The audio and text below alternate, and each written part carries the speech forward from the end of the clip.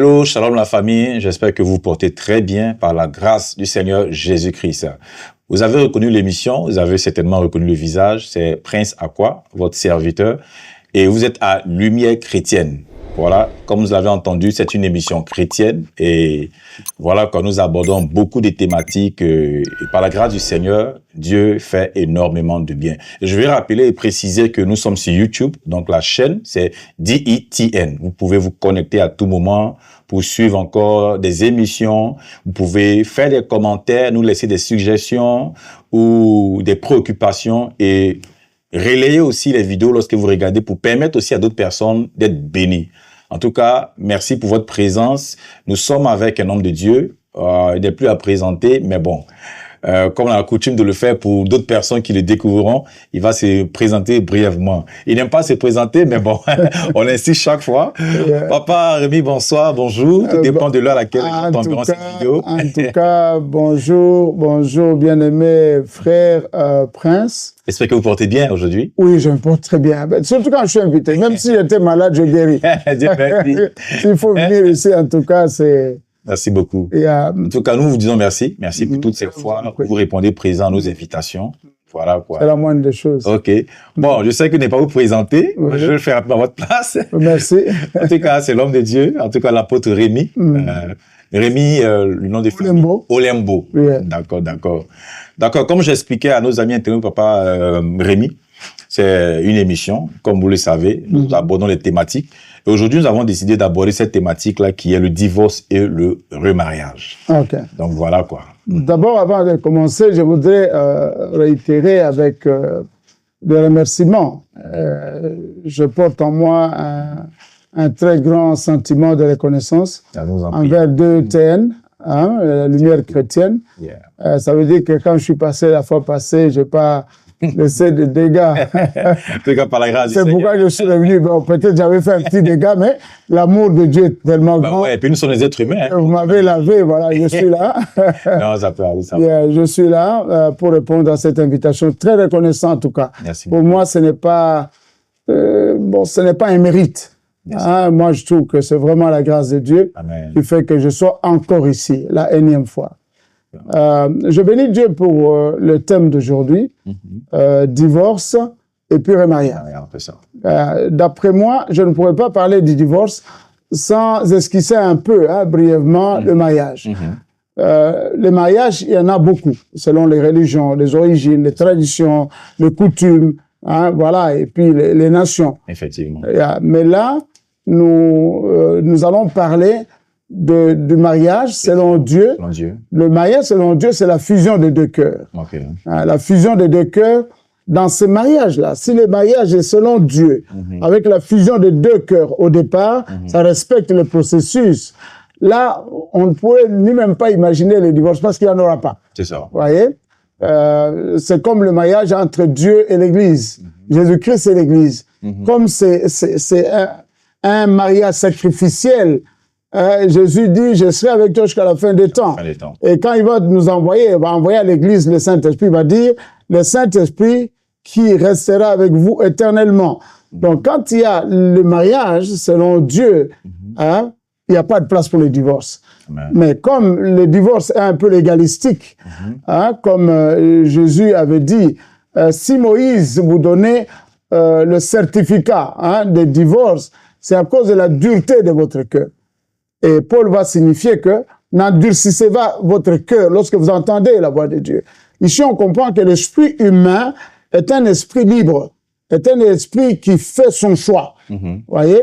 Donc, selon le divorce maintenant, prend un sens, pas dans le sens divin, parce qu'il y a un passage où Dieu refuse le divorce. Désolé, papa Rémi. Je pense que vous avez coulé même dans ce que j'allais demander. J'étais sur le point de demander que dit Jésus sur le divorce et le remariage dans Matthieu 19, le verset 9.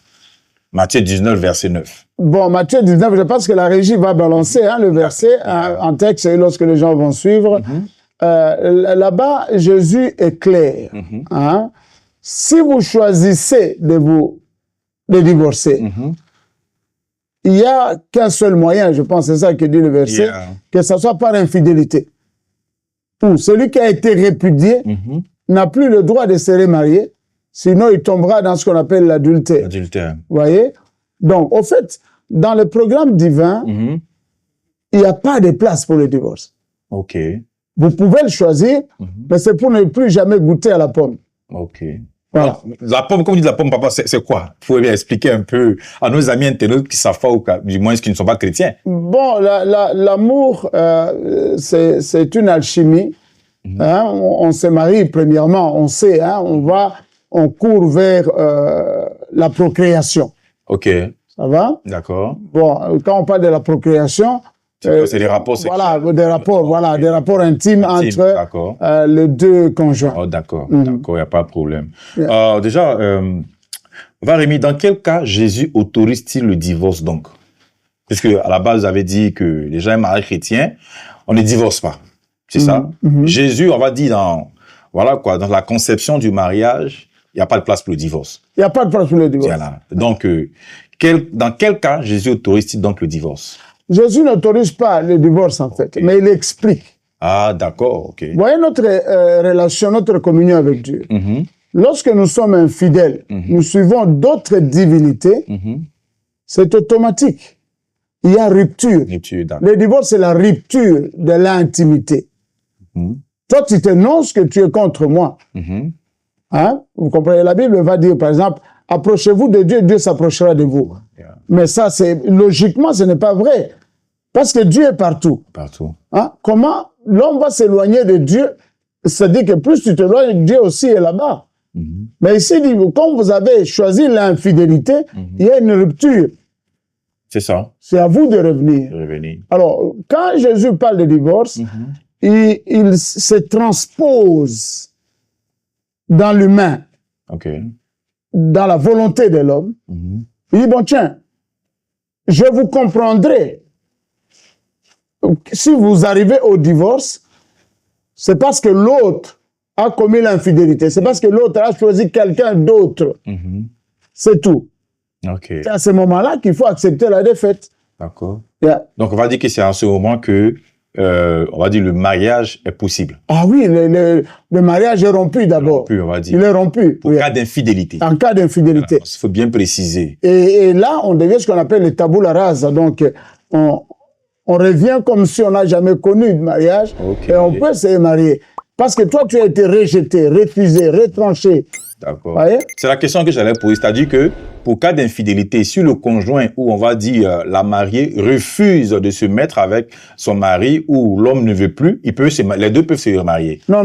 L'infidélité, ce n'est pas le fait de ne pas vouloir. C'est le fait d'avoir choisi un autre conjoint et vous êtes allés ensemble. OK. Vous voyez? D'accord. La même relation que tu as avec ton intime et tu l'as fait avec l'autre. Et là, il ne faut plus mélanger. D'accord. Donc, la personne qui a été victime de l'infidélité peut se remarier. Oui, bon, on peut se remarier. Je pense que l'autre aussi, hein, parce que Jésus n'a pas bien défini les cas de tous les deux. Et vous comprendrez que dans la Bible, lorsqu'on parle de divorce, Dieu ne s'adresse pas aux femmes. Dieu s'adresse aux hommes. Parce que ce sont les hommes qui répudiaient. Ce sont les hommes qui demandaient le divorce. D'accord. C'est ce qui n'est pas vrai aujourd'hui. La femme aussi peut le faire. Et aujourd'hui, vraiment. Selon les lois du monde. Selon les lois, les femmes, vraiment, hein. Et elles divorcent beaucoup, hein. D'accord, papa Rémi. Oui. Donc, est-ce que le pardon efface les conséquences spirituelles d'un divorce? Est-ce que le pardon efface les conséquences spirituelles d'un divorce? Est-ce que c'est possible? Bien sûr. Le pardon, c'est un pouvoir, c'est une puissance qui libère. Quand tu pardonnes, comme Dieu, quand Dieu nous pardonne, nous apparaissons comme si on n'avait jamais péché auparavant. Ça, c'est vrai. C'est ça la puissance du pardon. Le pardon, c'est comme l'acide sulfurique. Tout ce que tu plonges là-dedans disparaît. OK, on va aller en même temps. Vous avez été clair, simple. Donc, selon l'apôtre Paul, on va dire, le chrétien abandonné par un conjoint non croyant, et là, c'est ce que je vais demander, est-il libre de se remarier? Par exemple, parce que je tire ça dans le texte de 1 Corinthiens 7, le verset 15. Est-ce que le chrétien abandonné par un conjoint non croyant est-il libre de se remarier? Là, on parle de non croyant. Oui. OK. Je ne peux pas aller trop loin dans des épisodes parce que les textes est clair. Hein? D'accord. Donc, si un non-croyant te quittait, bon, c'est comme si tu faisais ta vie. Bien sûr, tu es libre. Oh, OK. D'accord. Yeah. Quelles sont les différences entre le divorce civil et le divorce biblique? Il n'y a pas de divorce biblique. Il n'y a pas de divorce. OK. Il y a des divorces bibliques dans l'historique, hein, des Lévites, où les hommes, bon voilà, ils ne voulaient plus de la femme et la chasse à cause de la dureté de son cœur, comme Jésus l'a bien stipulé. Yeah. On peut appeler ça biblique parce que le message se trouve dans la Bible. Okay. Vous savez que Moïse représente la justice d'aujourd'hui. Donc, il n'y a pas de changement. Même la justice d'aujourd'hui, ça n'est inspiré. Voyez? Quoique les raisons aujourd'hui diffèrent. Voilà. D'accord. Yeah. Donc, on va dire divorce, c'est divorce. Hein? Divorce égale divorce. Yeah. D'accord. Ma prochaine question, c'est Dieu est-il le divorce? Malachie 2, verset 16, je crois, le dit, ou certains types de divorce. Est-ce que Dieu est le divorce ou certains types de divorce? Dieu, en réalité, dans sa nature divine, ne se sépare plus jamais de la personne à laquelle il s'est attaché. Okay. C'est pourquoi il dit, je serai avec vous jusqu'à la fin des temps. Okay. Mais on fait dire à l'homme de ne pas attrister le Saint-Esprit ou de ne pas l'éteindre. C'est-à-dire que c'est l'homme qui devient artisan du mariage et du divorce. C'est l'homme. Mais Dieu est toujours disposé, au fait. Donc Dieu n'est pas pour le divorce. Dieu n'est pas pour nous perdre. Dieu n'est pas pour la séparation. Dieu n'est pas pour la division. Voilà, c'est ça la réponse. Dieu n'y est pas. Il n'y a pas, oh non, j'ai divorcé parce que Dieu m'a inspiré. Il n'y a pas d'inspiration divine sur le divorce. Quand tu prends ton divorce là, il faut en assumer les conséquences. C'est ça. Yeah. On va dire c'est l'homme même, on dit, avec ses penchants mauvais qui se met dans ces genre de choses. Voilà, nous avons parlé auparavant du pardon. C'est ça. Nous avons parlé du pardon. C'est clair. Voilà. D'accord. Papa Rémi, quels sont les effets spirituels d'un remariage hors de la volonté de Dieu? Hors de la volonté de Dieu. Bon, si on se marie hors de la volonté de Dieu, moi je pense que c'est le tohu-bohu, c'est le trouble. Bon, voilà, il faut assumer. Moi, je ne peux pas. Bon, tu vas manger le fruit non mûr. Tu dis à Dieu, mais pourquoi mes dents se sont abîmées? C'est parce que tu vas manger le fruit non mûr. Vous savez, quand Jésus avait demandé à son père, Eloi, Eloi, lama sabachthani, mon Dieu, pourquoi m'as-tu abandonné? Dieu n'a pas répondu. Pourquoi? Parce que Jésus savait, en portant les péchés, en se faisant pécher, mais Dieu ne peut plus être là. Vous comprenez? Donc là, il n'y a pas de réponse. Tu fais un remariage en dehors de la volonté de Dieu. Il n'y a que les conséquences de ces choix machiavéliques, de ces choix du non-sens. Tu vas subir. Il faut assumer, bien sûr, il faut assumer. Oui. Quelque chose, tu vas assumer. Oui, là, on peut peut-être faire appel à ce qu'on appelle la volonté permissive de Dieu. Peut-être, bon, voilà. Je ne peux pas entrer dans ces détails-là, mais tout ce qu'on peut faire, faisons selon la volonté de Dieu pour la gloire de Dieu. En tout cas, merci, Papa Rémi. Je t'en prie. Bien aimé, c'est pourquoi nous devons beaucoup être sages et demeurer dans la présence du Seigneur pour avoir, on va dire, l'aval du Seigneur, puisque c'est lui qui a institué le mariage. Que signifie, papa, vivre en adultère après un remariage non conforme? Bon, on va dire selon Marc 10, à partir du verset 11 au verset 12. Vivre en adultère après un remariage non conforme. Ok. Si j'ai bien compris, c'est-à-dire, on divorce d'abord, on se remarie, mais en commettant l'adultère dans ce mariage. Bon, moi, je pense qu'il y a d'abord adultère, c'est dans le truc de divorce. Si vous décidez de divorcer, le divorce n'est pas interdit dans la Bible. La Bible le dit. Mais si tu décides de te divorcer en dehors de l'infidélité, de ce qui est dit, va et ne te remarie plus. C'est ça. Donc, si tu te remaries, donc là, tu vis dans l'adultère. Effectivement. Tu vis dans l'adultère. Okay. Et là, nous parlons du vrai mariage. Du vrai mariage, sûr. Le vrai mariage selon Dieu. Chrétien. Mais tous les autres mariages ne nous intéressent pas ici. C'est clair. Du vrai mariage, si tu peux te séparer, on te l'accorde. Mais c'est pour rester chaste. Saturé dans ton corps. Voilà. On va dire, après on peut se remettre, parce qu'il y a un verset aussi qui dit, jusqu'à ce que peut-être, ou l'un d'entre vous meure. Oh yeah, si l'autre meurt... Il dit que vous n'êtes plus liés, c'est ça? Non, bien sûr, c'est la mort qui sépare. Qui sépare les deux personnes qui se sont harmonisées et qui sont devenues une seule chair. C'est la mort seule qui les sépare. Quoique aujourd'hui, on n'attend plus la mort. Tout le monde veut se marier à l'église. Tout le monde veut prononcer jusqu'à ce que la mort nous sépare. Hein, que ce soit dans les malheurs, que ce soit dans voilà, les bonheurs, la tristesse, la pauvreté. Tout ça. Et puis les gens le disent, hein, la pauvreté, la maladie. Je dis, les gens parlent pour parler aussi. Oui, on parle. Mais au fait, après, on n'observe pas ce qu'on a déclaré. C'est ça. Or, la vie et la mort sont au pouvoir de la langue. Hein, les malheurs qui vont vous poursuivre, c'est vous-même qui en êtes le cultivateur. Ouais. Donc, papa, que faire si l'on s'est remarié sans avoir connu la volonté de Dieu à ce sujet-là? Bon, moi, je pense que la volonté de Dieu s'empare de l'être tout entier. Si tu es vraiment un Dieu, tout ce que tu feras, la Bible dit, fais-le pour la gloire de Dieu. La gloire du Seigneur. Voilà, donc, je pense que la volonté de Dieu devient une avec le croyant. Donc, pour moi, déjà, celui qui fait un avec Dieu ne tombera pas dans ces pièges, en fait.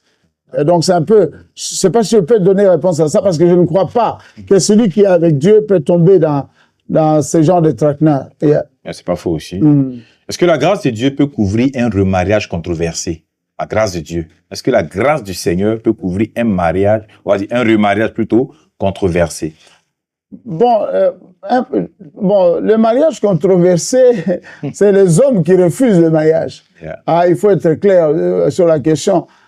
C'est pas parce que toutes les personnes ne veulent pas que je me marie avec la personne que j'aime que je commets un péché. Le péché ne se commet pas par rapport aux avis des humains. Le mariage est là par rapport aux avis de deux cœurs, en fait. De deux personnes. Même si mon père, ma mère n'en veut pas, mon cœur sera attaché au cœur de celle qui est devant moi. Et moi, je pense que... Mais papa, Rémi, désolé, vous venez de dire quelque chose aussi qui va être très intéressant. Donc, c'est possible, même si les parents sont contre, même si la mère ou le père est contre ce mariage, on va dire, peu importe leurs avis. Non, les parents peuvent donner un conseil. D'accord. Mais la décision doit revenir aux amoureux. D'accord. Les gens qui se sont aimés. OK. Vous comprenez? D'accord. Vous avez toutes ces choses. Nous avons besoin des conseils des sages. C'est ça.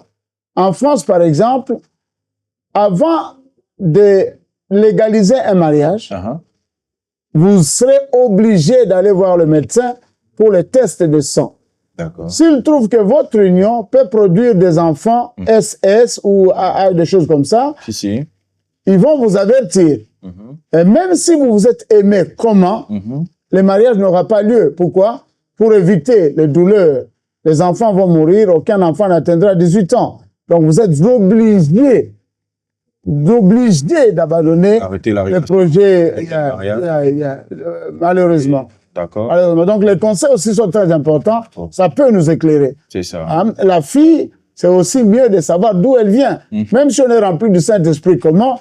C'est nos sentiments qui réagissent d'abord. Nous sommes plus proches de nos sentiments, de nos sens, que de la spiritualité.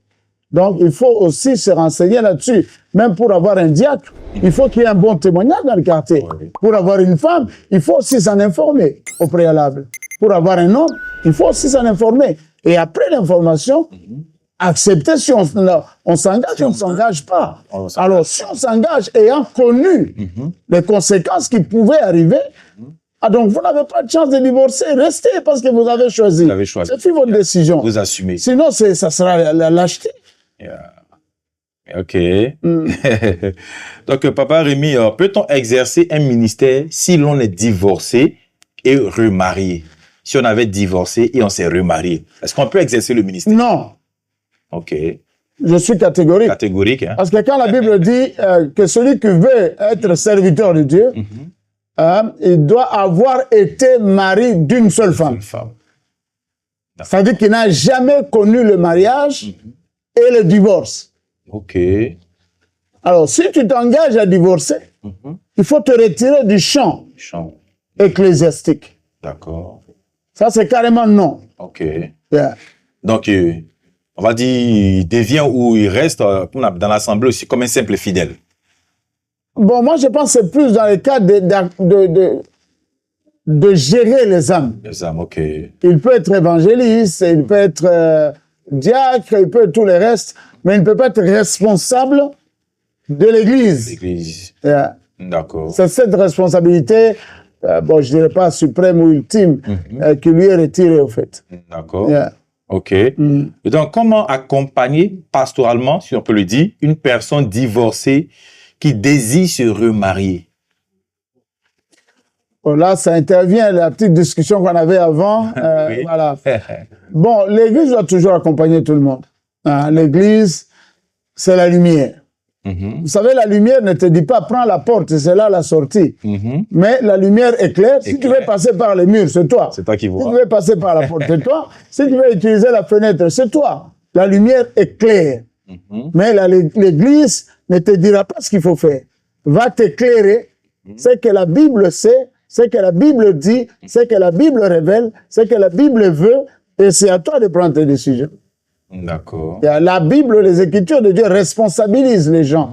L'Église doit les accompagner. D'accord.